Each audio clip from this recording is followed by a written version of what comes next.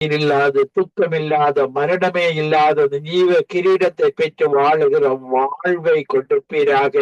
பிசாசுக்கு எதிர்த்து நில்லுங்கள், அவர் உங்களை விட்டு ஓடி போவான்.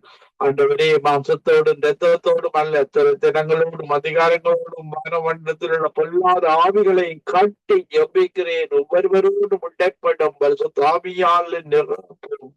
அப்படி செய்கிறதற்காக நன்றி. எங்களோடு பரிசுத்த ஆவியானவரே நீர் கூட இருக்கிறதற்காக நன்றி. ஒவ்வொருவரையும் இயேசுவின் நாமத்தில் ஆசீர்வதித்து ஜெபிக்கிறேன். எங்களை இப்பொழுது நேசிக்கிற நல்ல பிதாவே. ஆமென், ஆமென், ஆமென்.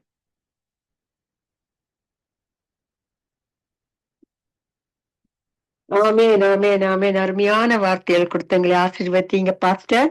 ஆமேன். நாங்க சின்னதுல உத்தமமா இருந்தாண்டா கத்தரங்களை அநேக காரியங்கள் அவருக்கு உண்மையுள்ள உத்தமம் உள்ள ஊழியக்காரராக அவர் எங்களை வழிநடத்தி செல்வார். அதுக்கான நான் நன்றி செலுத்துறேன். கத்தரங்களே அதிகமான காரியங்கள்ல அவருக்கு அவர் மூலமா நாங்க இன்னும் அதிகமாக அன்பு கூர்ந்து அவருக்குள்ள நாங்க வளர்றதுக்கு இப்படிப்பட்ட ஊழியக்காரங்களை கத்தர் கொண்டு எங்கள் மத்தியில் வைத்து எங்களை ஆசீர்வதிக்கிற கிருபைகளுக்கு நான் நன்றி செலுத்துறேன்.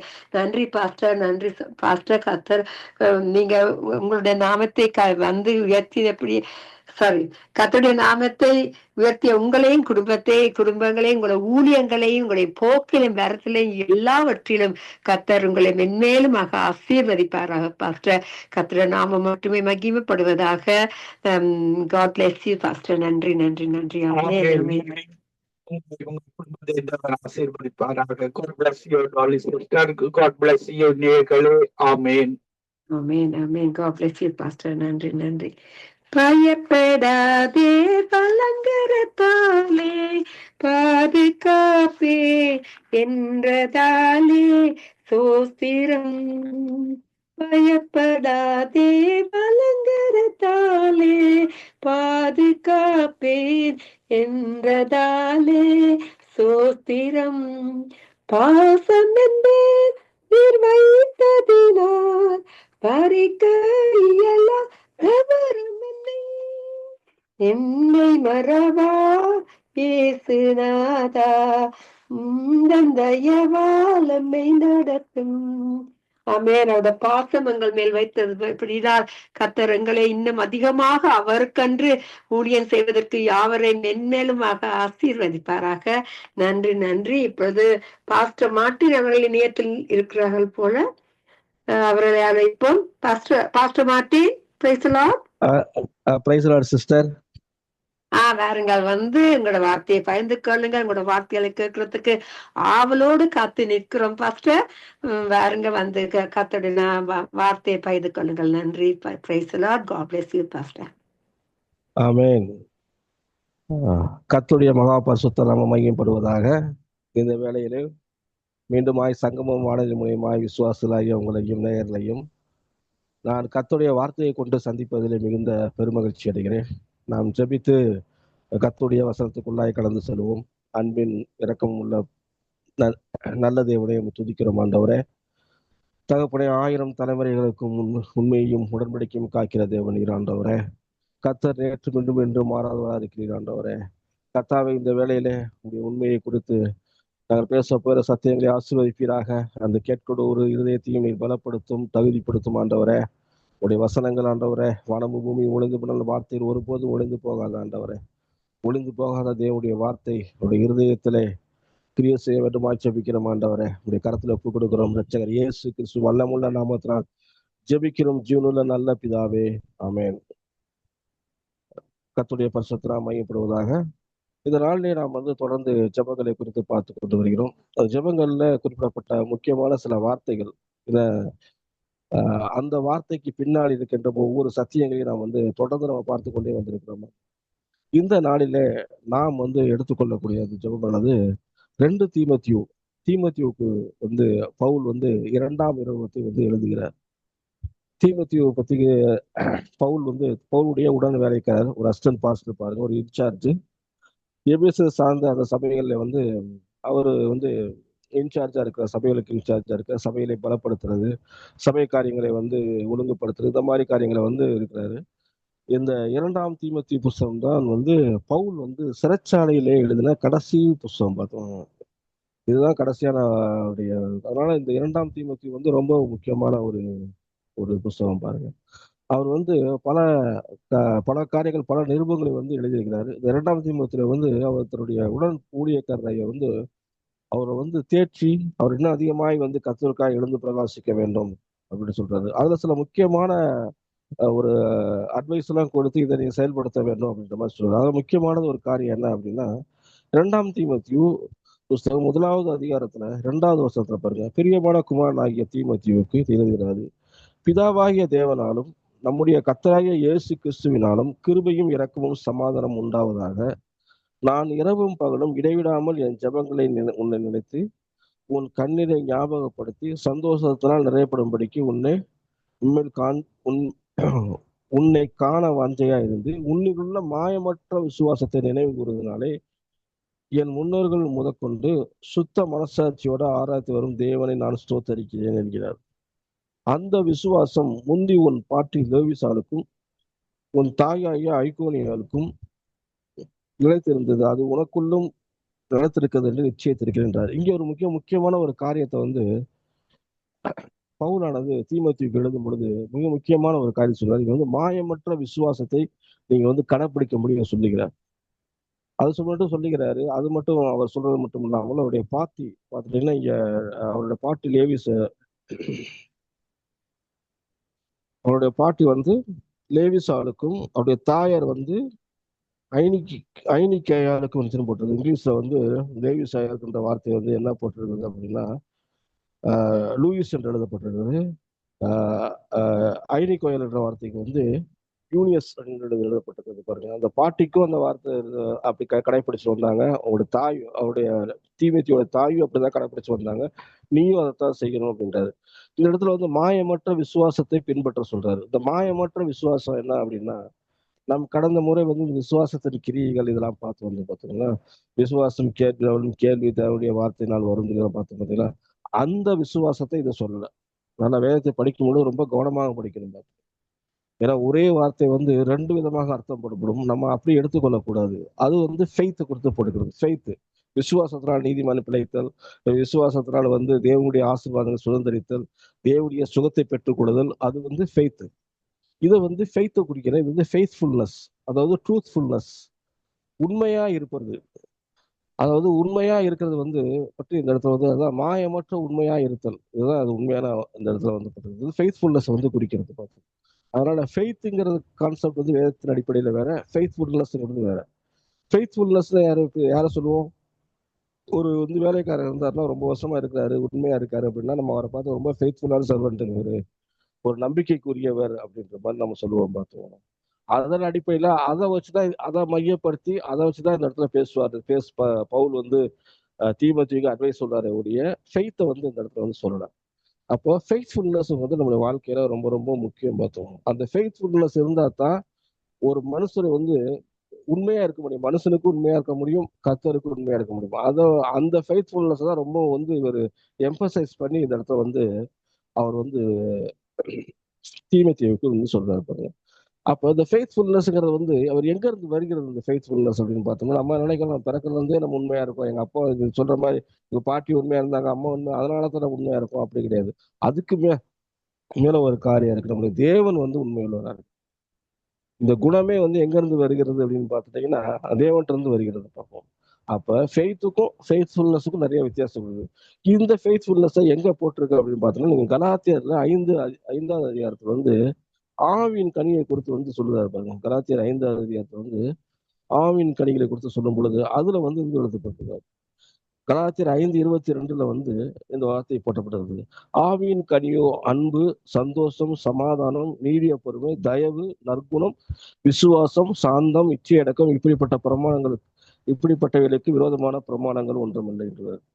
இந்த இடத்துல விசுவாசம் போட்டிருக்கிறது வந்து அந்த விசுவாசத்தை குறிக்கவில்லை. இந்த இடத்துல விசுவாசம் வந்து ஃபெய்த்ஃபுல்னஸை குறிக்கிறது. அப்ப தேவனுக்கு உண்மையாக இருப்பது எப்படி? அதுதான் ரொம்ப ரொம்ப முக்கியம் பார்த்துக்கணும். ஏன்னா கர்த்தர் நம்ம இடத்துல இருந்து எதிர்பார்க்கிற மிக ஒரு காரியம் இந்த உண்மைதான் பாருங்க. இந்த உண்மையை கொடுத்து நம்ம வேதத்துல வந்து நம்ம வந்து சில காரியங்களை வந்து பார்க்கப்படுகிறோம். அப்ப வேதத்துல இருந்து நம்ம பார்க்கும் பொழுது சரியான அர்த்தம் கொண்டு நம்ம படிச்சோம் அப்படின்னா அந்த வேதம் வந்து நமக்கு ஈஸியா புரியும் பார்த்துக்கோங்க. அப்ப வேதத்தை படிக்கும்போது தேவனுடைய வசனம் ரொம்ப ரொம்ப முக்கியம். அது படிக்கிறது, அதை புரிந்து கொள்வது அதை காட்டிலும் ரொம்ப முக்கியம். சில நேரங்கள்ல வந்து பாத்தீங்கன்னா படிக்கும் பொழுது லிட்டரலா ஒரு அர்த்தம் இருக்கும், அந்த அர்த்தத்தை எடுத்துக்கணும். சில நேரங்கள்ல பாத்தீங்கன்னா அந்த அர்த்தத்தை வந்து நாம் ஆராய்ந்து பார்க்கும் பொழுது அது உண்மையான அர்த்தம் வேற அர்த்தமாக இருக்கிறது பார்த்துக்கணும். அதன் அடிப்படையில் தான் பார்க்கணும். அப்ப இந்த உண்மைத்துவம், இந்த உண்மை எங்க இருந்து வருகிறது அப்படின்னு பாத்துட்டீங்கன்னா, பழைய ஏற்பாட்டு காலத்துல மோசே வந்து கர்த்தரை பார்க்கணும்னு ஆசையா இருந்தார் பாருங்க. அப்ப அவரை வந்து ஒரு கண்மலையில மேல ஏறி அந்த கண்மலை வெடிப்புக்குள்ள நின்று நான் கடந்து போவேன், நீங்க பாருங்க அப்படின்னு சொல்லி மோசேட்ட வந்து கர்த்தர் வந்து சொல்லியிருப்பாங்க. அப்பொழுது அவர் வந்து மோசே அவரை கர்த்தரை பார்த்து அதற்கப்புறம் கர்த்தரை குறித்து அவர் இப்படியாக எழுதுகிறாரு. எப்படி எழுதுறாருன்னா, யாத்ரா 34வது அதிகாரத்துல வந்து யாத்திரை 34 6 7 வசனங்களை பார்த்தோம்.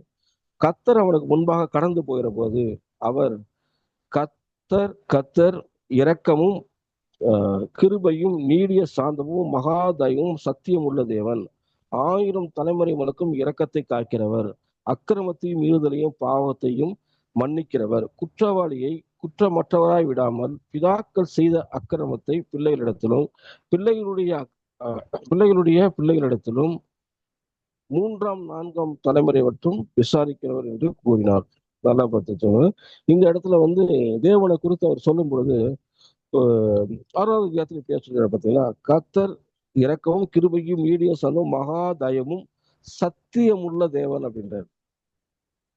இந்த இடத்துல இதைத்தான் எம்பசைஸ் பண்றாரு. இந்த இடத்துல சத்தியம் உள்ளது அப்படின்றதுனா நீங்க ஆங்கிலத்துல நீங்க பார்த்தா ட்ரூத்ஃபுல் காட், ட்ரூத்ஃபுல் காட் அப்படிங்கறது வந்து இந்த இடத்துல கொஞ்சம் குழப்பமா இருக்கு. ட்ரூத்ஃபுல் காட் கிடையாது, அவர் வந்து ட்ரூத்ஃபுல் காட், அன்ஃபெய்த்ஃபுல் காட். இதைத்தான் இந்த சொல்றாரு. இந்த இடத்துலயும் வந்து நீங்க ஆங்கில வேதாகமத்தை இந்த வசனத்தை நீங்க படித்தீர்கள் அவர் ஃபெய்த்ஃபுல் காட் இருக்கு. சத்தியமுள்ள தேவன் அப்படிங்கிற வார்த்தை வந்து ஃபெய்த்ஃபுல் காட் அப்படின்னு போட்டிருக்காரு. Truthful God is equal to faithful God என்று எழுதப்பட்டிருக்கு பார்த்துக்கோங்க.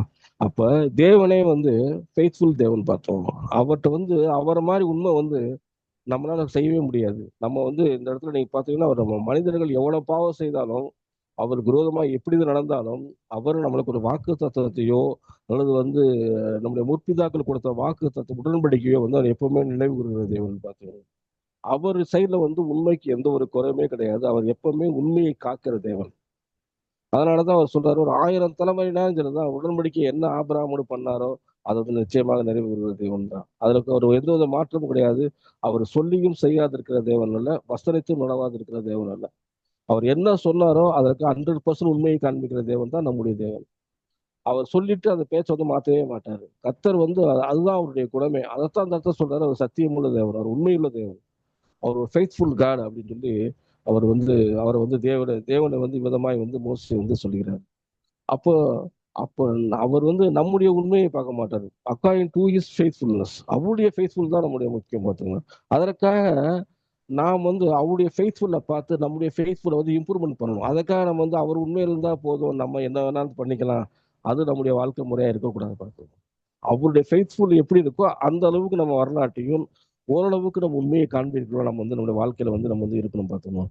அப்ப தேவனுடைய ஃபெய்த்ஃபுல்னஸ்ங்கிறது ரொம்ப இடத்துல வந்து ஃபெய்த்ஃபுல் தான் ரொம்ப எம்பசைஸ் பண்ணி வந்து அவங்க சொல்லுகிறாரு. இப்போ நீங்க 2 தீமோத்தேயுல 2வது அதிகாரத்துல 1வது அதிகாரத்துல வந்து அந்த ஜெபம் இருக்கிறது. 2வது அதிகாரத்துல நம்ம பார்த்தோம் என்றால் 2:13 இப்படியாக வந்து சொல்லப்பட்டிருக்கு பாருங்க. 2வது அதிகாரத்துல 13வது வசனம் வந்து இப்படியாக சொல்லப்பட்டிருக்கு. நாம் உண்மை இல்லாதவர்களாய் இருந்தாலும் அவர் உண்மையுள்ளவராய் இருக்கிறார். அவர் தம்மை தாம் மறுதலிக்க மாட்டார். நல்லா பாருங்க, இந்த இடத்துல வந்து 12வது வசனத்தில் படிக்கிறேன். அவரோட கூட பாடுகளை சகித்தோமானால் அவரோட கூட ஆளுகையும் செய்வோம். நாம் அவரை மறுதலித்தால் அவரும் நம்மை மறுதலிப்பார். நாம் உண்மையுள்ளவராக இருந்தாலும் அவர் உண்மையுள்ளவராக இருக்கிறார். அவர் தம்மை தாம் மறுதலிக்க மாட்டார். நல்லா பாருங்க, மிகப்பெரிய ஒரு ஆழமான பயங்கரமான சத்தியம் இருக்கு. நம்ம வந்து எப்படி ஆண்டவர்கிட்ட உண்மையா இருக்கிறோம், நம்ம உண்மையா இருக்கிறோம், உண்மையா இல்லைன்றது இல்லை. நம்ம உண்மையை காட்டிலும் அவருடைய உண்மை பெரியது, அவருடைய ஃபெய்த்ஃபுல்னஸ் பெரியது. நம்ம உண்மையை விட்டு மாறுவோம், ஆனா அவர் வந்து உண்மையை விட்டு துணிந்து என்ன பண்ணாரு, மாறவே மாட்டார். நம்ம கத்தரை மறுதளிச்சிட்டோம் அப்படின்னா அவரும் நம்ம என்ன பண்ணாரு, மறுதளிப்பார். அவர் நம்மளை மறுதளிப்பார் ஒழிய அவர் தாவை மறுதளிக்க மாட்டார் போட்டிருக்கு. அப்படின்னா என்ன அர்த்தம்னா, தாம் சொல்லிய வார்த்தையை விட்டு ஒரு துளி கூடி என்ன பண்ணாரு, விலகவே மாட்டார் சொல்லுவார். அந்த அர்த்தத்துல தான் போட்டிருக்கிறது. இப்ப நம்முடைய உண்மையை காட்டிலும் தேவனுடைய உண்மை மகா பெரியது. அதனாலதான் வந்து பாருங்க, பல இடங்கள்ல வந்து நம்முடைய அந்த முன்னோர்கள் வந்து கர்த்தருடைய உண்மையை குறித்து தான் அதிகமா வந்து இது பண்ணுவாங்க. ஏன்னா பல இடங்கள்ல வந்து நீங்க இஸ்ரவேல் ஜனங்களை நீங்க எடுத்துட்டீங்கன்னா, அவங்க வந்து கர்த்தரை விட்டு வழி மாறி பின்மாறி போனாலும், அவர் வந்து மறுமாய் திரும்பும் பொழுது தன்னுடைய பாவத்தை மனம் திரும்பி திரும்பினாலும் அவருடைய உண்மையின் மேல் நம்பிக்கை வைத்துதான் கர்த்தர் திரும்புகிறார்கள். அந்த உண்மைக்கு தான் கர்த்தர் மதிப்பு கொடுக்கிறார். உண்மையை சொன்னோம்னா, அவர் உண்மையிலூரா இருக்கிறனால தான் இன்னைக்கு நீங்கள் நானும் தப்பி பொழைச்சிக்கிட்டே இருக்கிறோம். அவர்கிட்ட உண்மையில் அவர் 100% உண்மையா இருக்கிறனால தான் கிருபை இறக்கம் நம்ம மேல என்ன பண்ணுது, விழுந்துகிட்டே இருக்கு. பாத்துக்கோங்க, இன்னைக்கு அவருடைய கிருபை உள்ளவர், இரக்கம் உள்ளவர், தயவு உள்ளவர், காருண்யம் உள்ளவர்னு வரிசையா சொல்றோம் அப்படின்னா, அதுக்கெல்லாம் ஃபவுண்டேஷன் வந்து அவர் உண்மையிலூரா இருக்கிறார். அவர் சொன்ன வார்த்தையை மாறவரா இருக்கிறார்.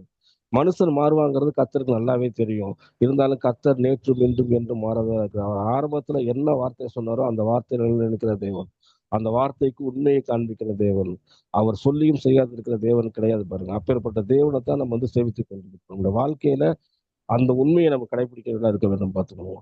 ஏன்னா இன்னைக்கு நம்ம ஒரு வேளை வந்து கர்த்தர் வந்து நம்ம ஊழியக்காரன் அழைச்சிருக்கலாம், அல்லது ஒரு கம்பெனில ஒர்க் பண்றவங்க அழைச்சிருக்கலாம், அல்லது வந்து ஒரு பிசினஸ் செய்யற அழைச்சிருக்கலாம், முழுவதும் ஒரு குடும்பத்தை பார்க்கிறவா இல்லத்தரசிகளாக அப்படி அழைச்சிருக்கலாம், ஒரு ப்ரொஃபஷனலிஸ்டா கத்துறவங்க அழைச்சிருக்கலாம். எந்த வேலையில இருந்தாலும் சரிதான், எங்க இருந்தாலும் சரிதான், ஆண்டவருக்கு உண்மையாக இருக்க வேண்டும்.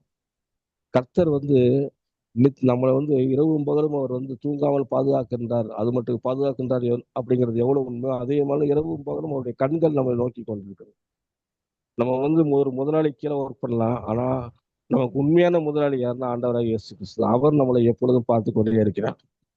அவர் பார்த்து கொண்டே இருக்கிறனாலதான் என்ன ஆயிடுதுன்னா, நம்ம வந்து அந்த உணர்வோட நம்ம இருந்தோம் அப்படின்னா நம்ம வாழ்க்கையில நம்ம பாவம் செய்ய மாட்டோம். அந்த உணர்வோட இருந்தோம் அப்படின்னா நம்ம தவறு செய்ய மாட்டோம் பாருங்க. நம்ம மற்றவங்களுக்கு வந்து கஞ்சாடையா இருக்க மாட்டோம். கர்த்தர் வந்து அதை தான் பார்த்துட்டு இருக்காரு. எப்பவுமே சொல்றேன், என்னுடைய வாழ்க்கையில நான் அதை தான் என்னுடைய ஃபர்ஸ்ட் மாஸ்டர், என்னுடைய முதல் ஆசிரியர்னா அவர் தான். 24 மவரும் அவர் வந்து என்னை பார்த்து கொண்டு இருக்கிறார். அதனாலதான் நான் என்னுடைய வேலையில எப்பவுமே என்ன பண்ணுவேன், உண்மையிலோனா இருப்பேன்.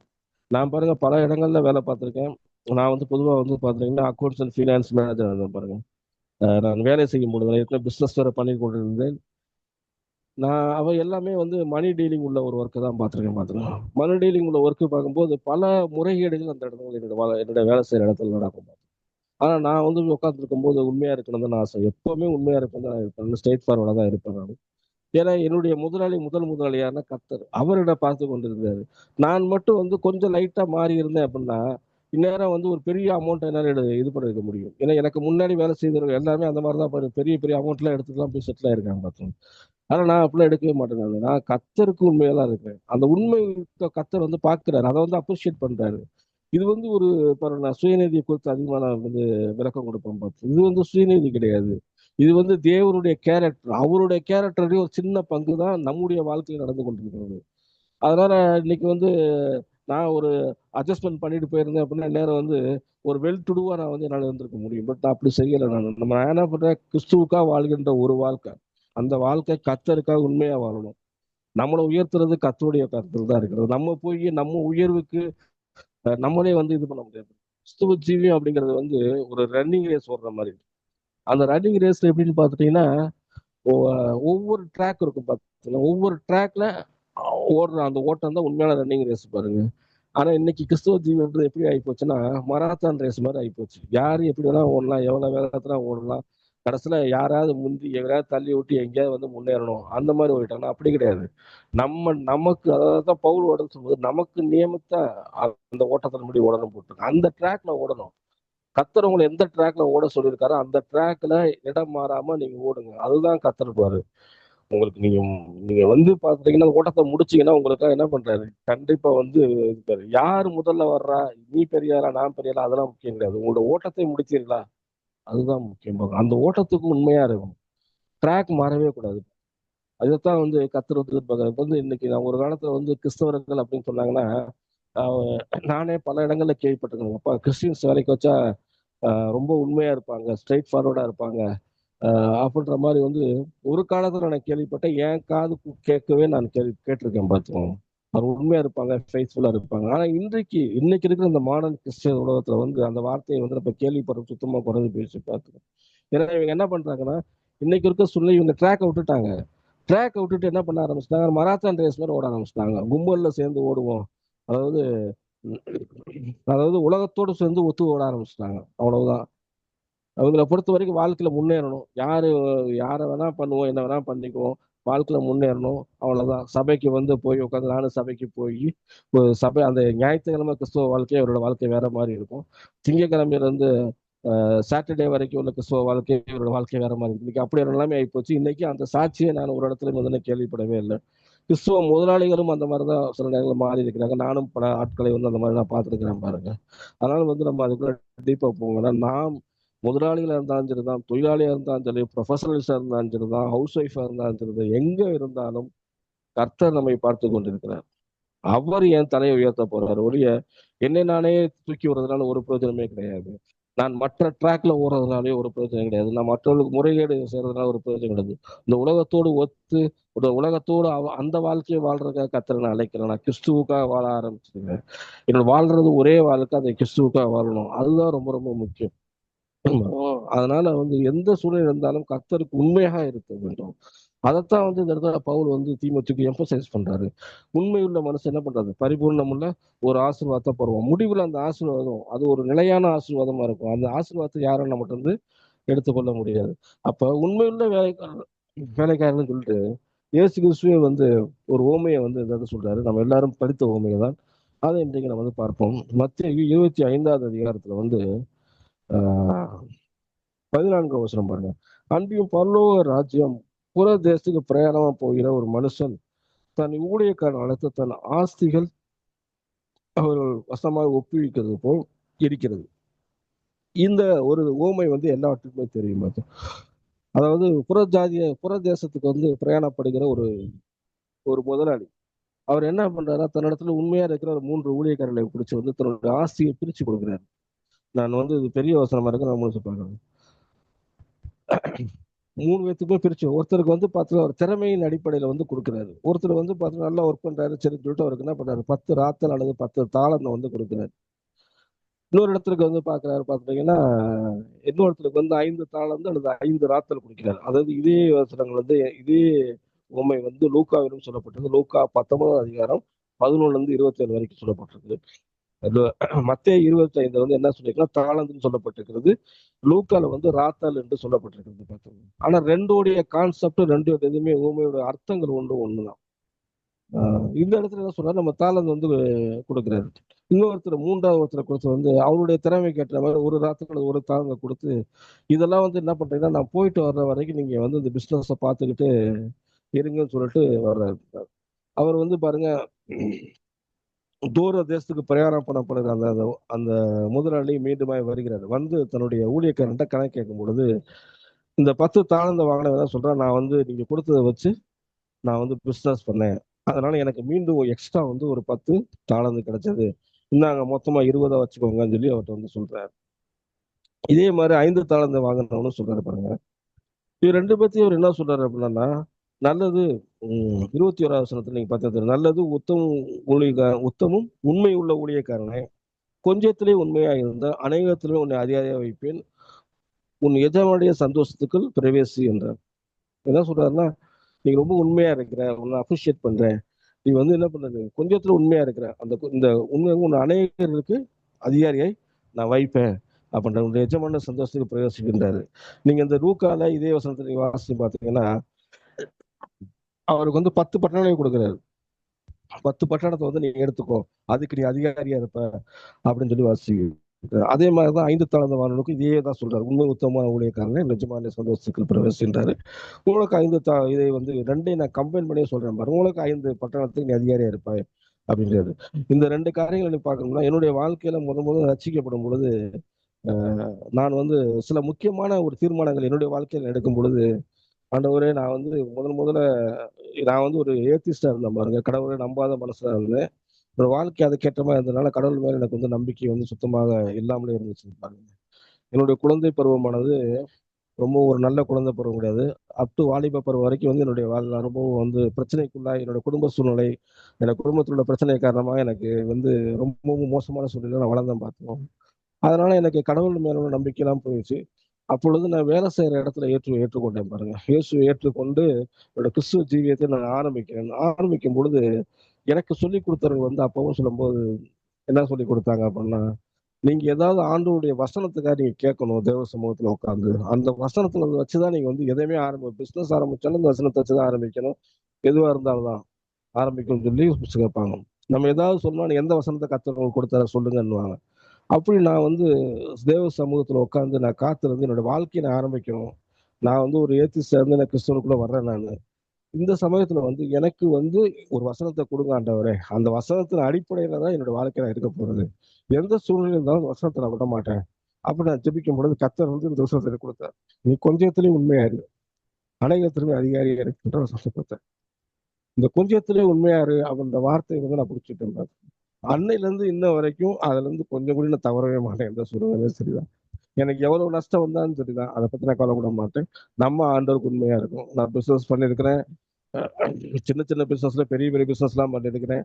நிறைய இடங்கள்ல சின்ன சாதாரண வேலையில இருந்து பெரிய மேனேஜர் வரைக்கும் ஜிஎம் வரை கூட நான் வேலை ஒர்க் பண்ணியிருக்கேன் பாருங்க.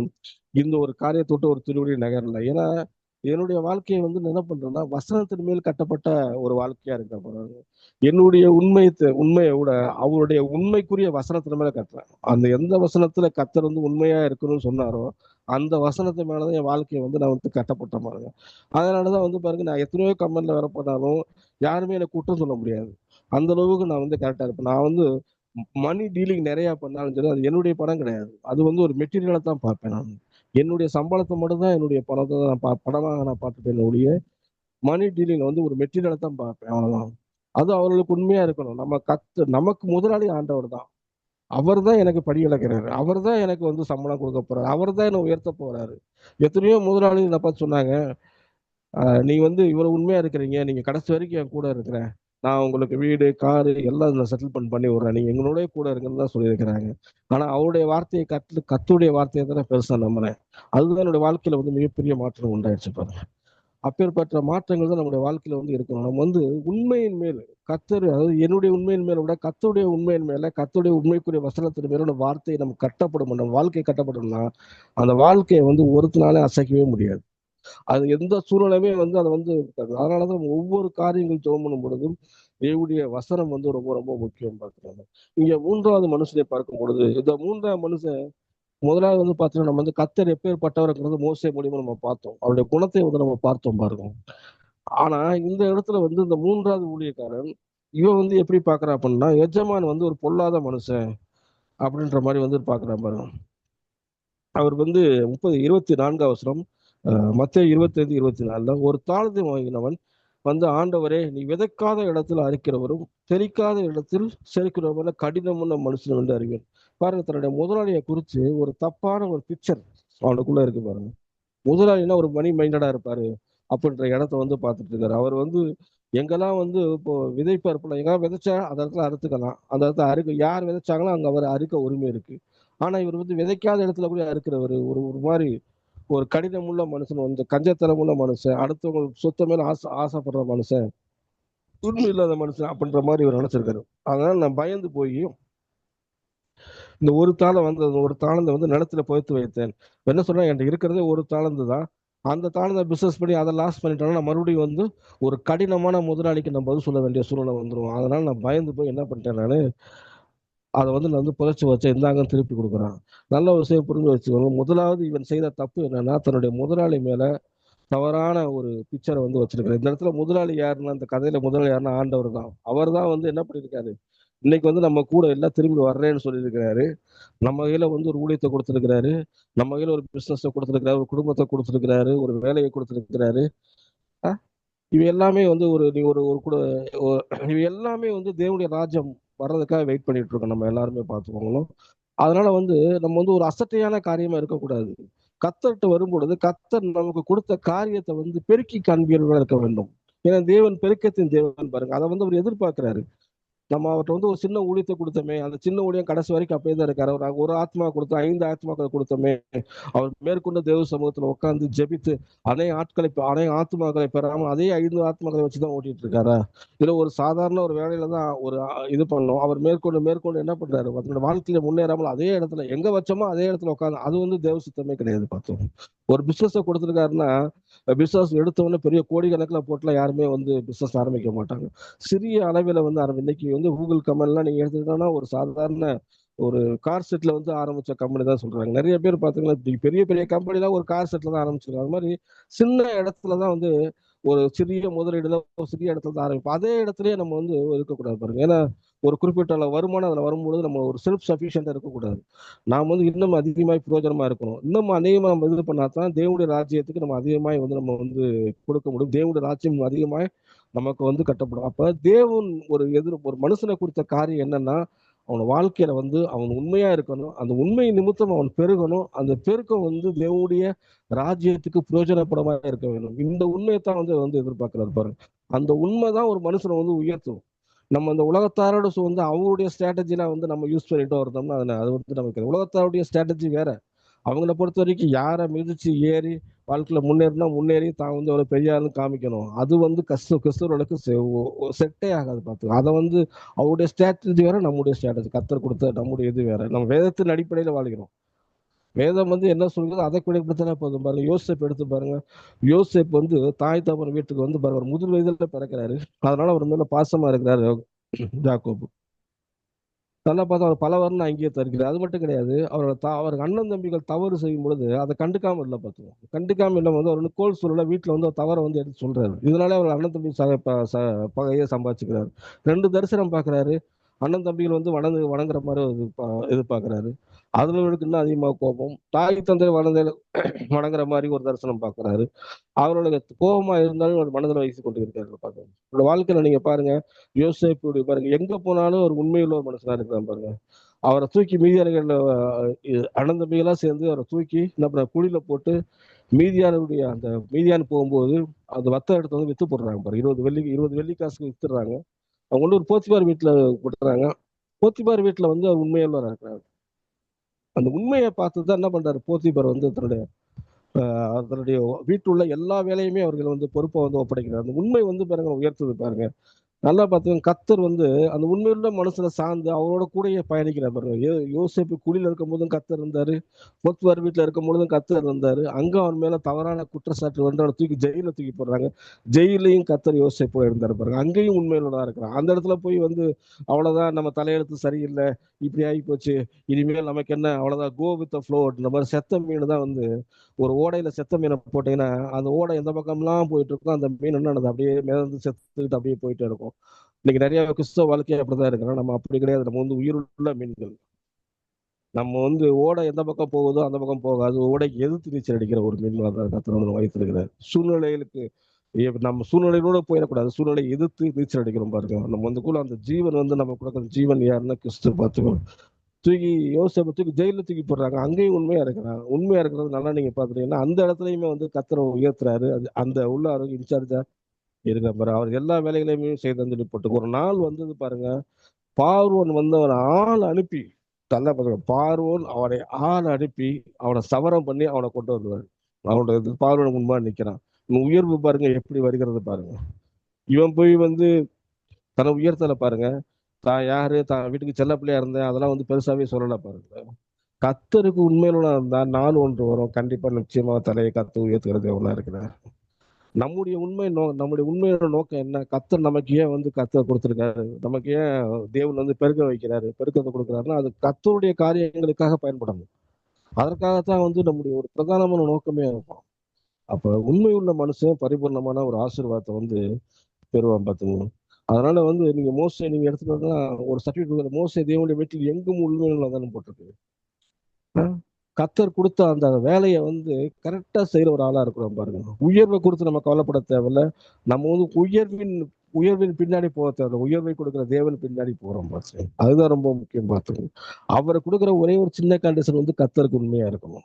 இப்போ உண்மை அப்படிங்கிறது வந்து நம்மளோட வாழ்க்கையில் ஒரு பங்காய் இருக்கணும் பார்த்துக்கணும். பங்காய் மாறிடுச்சு அப்படின்னா நாம் உயர்வை குறித்துலாம் கவலைப்பட தேவையில்ல. உயர்வை வந்து கத்தர் பார்த்துக் கொள்வார். அவருக்கு உங்களை எந்த இடத்துல எப்படி தூக்கி எங்க கொண்டு வரது வைக்கணும்னு தெரியும். நம்ம உங்களுடைய அட்ரஸ் வந்து ஆண்டவருக்கு நல்லாவே தெரியும். அவர் ஆளை அனுப்பி உங்களை வந்து உயர்த்துவார். நீங்க உண்மையா இருக்கீங்கன்னு பாருங்க. கத்தர் அந்த மனுஷனை தான் கத்தர் பரலோகத்தில் தெரிவிட்டு இருக்காரு. தூர தேசமா பிரயாணம் பண்ணிட்டு இருக்க நம்முடைய ஆண்டவரா இயேசு கிறிஸ்து ஒரு நாள் இந்த பூமிக்கு திரும்ப வரப்போறாரு.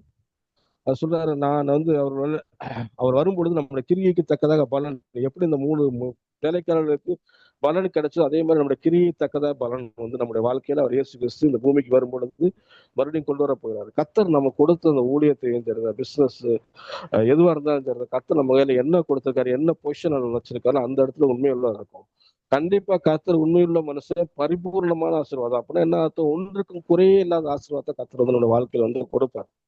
அதுவும் நம்முடைய வாழ்க்கையில வந்து நிச்சயமாகவே நிறைவேறும். அதை யாராலையும் மாற்ற முடியாது. ஒருவேளை இன்றைக்கு நடக்காம இருக்கலாம், அது என்னைக்குமே நடக்காம இருக்கிறது கிடையாது. அப்படியும் உங்களோட வாழ்க்கை மாறப்படுறது கிடையாது. எந்த சூழ்நிலை வந்தாலும் உண்மையை மட்டும் விட்டுறாதீங்க. எப்பேற்பட்ட சூழ்நிலை வந்தாலும் சரிதான், நம்மளை வந்து மயக்கிற காரியம் வந்தாலும் சரி, மிரட்டுற காரியமா இருந்தாலும் சரிதான், எந்த சூழ்நிலை வந்தாலும் கர்த்தர் கொடுத்த உண்மையை மட்டும் விட்டுறாதீங்க. கர்த்தர் அதற்காகத்தான் வந்து அந்த உண்மையை கொடுக்குறாரு. அதனாலதான் பவுல் வந்து ஒரு சொல்றாரு, நான் உண்மையுள்ள மனுஷன் என்று கருதி இந்த ஊழியத்தை வந்து கொடுத்தாருன்றாரு. அவர் வந்து அவருடைய வாழ்க்கையில பாத்தீங்கன்னா அவர் பல பரிசேயரை பிறந்தாரு. ஆஹ் இந்த மார்க்க தலைவரை வந்து என்ன பண்றாரு, கிறிஸ்தவ மார்க்கத்துல குற்றப்படுத்துறாரு. அவரோட வாழ்க்கையில பாத்தீங்கன்னா ஒரு ஒரு எலைட் ஃபேமிலியில தான் இருந்திருக்காரு. ஆனா அவர் உண்மையா இருந்திருக்கிறாரு. அவரோட இருதயத்துல உண்மையை வந்து கர்த்தர் பாக்குறாரு. அதனாலதான் அவர் இறுதியில் எழுதும் பொழுது, எனக்கு கர்த்தர் ஏன் அந்த ஊழியத்தை ஏன் கொடுத்தாரு அப்படின்னா, நான் எந்த வேலையில கொடுத்தாலும் அவர் உண்மையா இருப்பே தெரியும். நான் முதல்ல வந்து பிசாசு எங்களுக்கு கொடுத்த அசைன்மெண்ட் என்னன்னா, இந்த மார்க்கத்தை துன்பப்படுத்தணும்ட்டு. ஆனா இயேசு எனக்கு கொடுத்த அசைன்மெண்ட் என்னன்னா, இந்த மார்க்கத்தை வந்து அவரோட சமூகத்தை பெருசாக்கணும். இந்த தேவனுடைய ராஜ்யம் பவுல் மூலியமா கட்டப்படணும். பவுல் தான் அதிகமான புத்தகங்களை வந்து வேதத்துல வந்து எழுதியிருக்காரு பார்த்துக்கோங்க. ஏன்னா அவரோட உண்மை இன்னைக்கு நிறைய பேர் அந்த அந்த அந்த உண்மையை வந்து விடாம வச்சிருந்திருப்பாரு. நம்முடைய வாழ்க்கையில உண்மை வந்து ரொம்ப ரொம்ப முக்கியம் பாருங்க. அது எக்காரணத்துக்கு வந்து விட்டுறக்கூடாது. அதனாலதான் வந்து பவுல் வந்து தீமோத்தேயுக்கு எழுதும் போது, மாயமற்ற அந்த விசுவாசம், அந்த அந்த மாயமற்ற அந்த உண்மை நம்பிக்கைக்குரிய அந்த வாழ்க்கை விட்டுறாத. அது வந்து உங்க பாட்டிட்ட இருந்து வந்திருக்கு, உங்க அம்மாட்ட இருந்து வந்திருக்கு, நீயும் விட்டுறாத. அதுதான் வந்து உன்னோட வாழ்க்கை உயர்த்த போகிறது. அதுதான் வந்து உனக்கு கொடுக்கப்பட்ட அந்த ஊழியத்தை வந்து இன்னும் அதுமே சிறப்பா செய்ய போகிறது அப்படின்றாரு. அதனால நம்மளோட வாழ்க்கையில உண்மையை விட்டுறவே கூடாது பாருங்க. உண்மை உள்ள மனுஷன் வந்து கர்த்தர் வந்து நிச்சயமாவே ஆசீர்வதிப்பார், பரிபூர்ணமான ஆசீர்வாதத்தை பெறுவார். நாம் ஜெபம் பண்ணுவோம். அன்பின் பரலோக பிதாவே, நன்றியோடு துதிக்கிற ஆண்டவரே, இரக்கமுள்ள தேவனே, நன்றியோடு துதிக்கிற ஆண்டவரே. கர்த்தாவே, வேதத்தின் உண்மையை பார்க்க நீ உண்மையுள்ள தேவன் ஆண்டவரே, நீ ஃபெய்த்ஃபுல் உள்ள தேவன் ஆண்டவரே. கர்த்தாவே, உண்மையுள்ள மனுஷன் ஆண்டவரே, பரிபூர்ணமான ஆசீர்வாதத்தை பெறுவார் வேதத்தில் எழுதிக்கிறது ஆண்டவரே. கர்த்தாவே, உண்மை உத்தமமான ஊழியக்காரன் நிஜமானுடைய சந்தோஷத்துக்குள்ள பிரவேசம் என்று சொல்லி ஆண்டவரே. கர்த்தாவே, இந்த சர்டிபிகேட் எங்களோட வாழ்க்கையில இருக்கணும் ஆண்டவரே. நீங்க திரும்பி வரும் பொழுது ஆண்டவரே, இந்த வார்த்தையை கொண்டு எங்களுக்கு ஒவ்வொருவரையும் நீங்க சந்தோஷப்படுத்த வேண்டுமா எனக்கு சொல்லிக்கிறேன் ஆண்டவரே. அதற்கேற்ற அந்த உண்மைக்குள்ளேற்ற பாத்திரமா எங்களை மாற்றும். ஒருவேளை தவறுகள் செய்திருந்தாலும் மன்னியும் ஆண்டவரே. இன்னும் அதிகமாய் உங்க சமூகத்துல உண்மையாய் இருக்க உதவி செய்யுங்க. தேவனுடைய ராஜ்யம் உங்களுடைய கைகளை கொண்டு கட்டப்படணும் ஆண்டவரே. அதற்காகத்தான் எங்களுக்கு நீங்க தொழிலை கொடுத்திருக்கிறீர்கள், வேலையை கொடுத்திருக்கிறீர்கள் ஆண்டவரே. அதற்காகத்தான் எங்களுக்கு நல்ல குடும்பத்தை கொடுத்திருக்கிறீர்கள் ஆண்டவரே. உங்களுடைய தேவனுடைய ராஜ்யத்துக்கு ஏற எதுவாய் எங்களை கர்த்தா நீ வளர்த்தெடுக்க வேண்டுமா ஜெபிக்கிறோம். அதற்கேற்ற உண்மை இன்னும் அதிகமா எங்களுக்குள்ள பெருக வேண்டுமா ஜெபிக்கிறோம் ஆண்டவரே. உங்களுடைய கரத்துல ஒப்பு கொடுக்கிறோம். இயேசு கிறிஸ்துவின் வல்லமையில் நாம் ஜெபிக்கிறோம் நல்ல பிதாவே. ஆமென், ஆமென். ஆமென், ஆமென், ஆமென். அருமையான வார்த்தை மூலமா எங்களை ஆசீர்வதித்தீங்க பாஸ்டர். கர்த்தருக்கு நாங்க இன்னும் உண்மையுள்ளவராக இருக்கணும். அவர் எங்களுக்கு எப்பொழுதும் உண்மையுள்ளவராக இருக்கிறார். அதனுடைய நாங்களின் அதிகமாக அவருக்கு உண்மையுள்ள உத்தம ஊழியக்காரர்களாக கர்த்தர் எங்களை இன்னும் அதிகமாக அவர் அண்டையில் இழுத்து அவருக்காக நாங்கள் ஜீவிக்கிறதற்கு உலகத்தை வெறுத்து சிலுவை சுமந்து சென்ற ஆண்டவர், நாங்களும் அவரின் பாதையில் நடப்பதற்கு எங்களை கர்த்தர் மென்மேலுமாக யாவரும் உங்களோட வார்த்தையின் மூலமாக ஆசீர்வதித்தார். அதுக்கு நன்றி செலுத்துறோம் பாஸ்டர். நீ கர்த்தருடைய நாமத்தை